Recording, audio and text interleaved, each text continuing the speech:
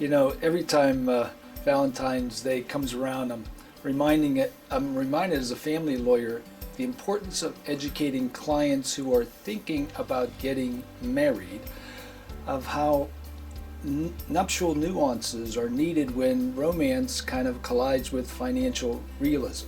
So you have to finesse these issues because, again, romance, financial realism, they do really butt heads, and it's very easy for the other couple, or the fiance, to say, you know, I don't understand. You told me you love me, and you want to get married, you want to have children, you want to have a family, and now, a month before the marriage, your parents are telling you that you have to have a prenuptial agreement. So there's a certain amount of education as to the reasons behind it. And typically, in almost every instance, there is a good reason, whether it be the inheritance of a family business or a large inheritance going to be transferred, or successful careers that you don't want to interfere with. I always tell clients with prenups, prenups are basically part of the pre-marriage financial planning and estate planning. Yeah, the other thing about prenups, there's some flexibility you can put into premarital agreements. We always add in the premarital agreement that it can be amended or revised based upon a written agreement. So I've had situations where after 3, 4, 5 years, they come in and kind of rip it up. I mean, they rip it up on their side, but we prepare an addendum saying that they've rescinded it and there's no longer an agreement.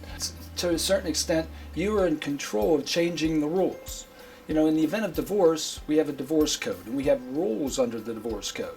You know, what's marital property, how much property one party should receive, whether or not there's alimony. Well, with a prenup, in a premarital agreement, you can change those rules. In the event of a divorce without a premarital agreement or a postnuptial agreement, there are 3 typical steps. What are the assets?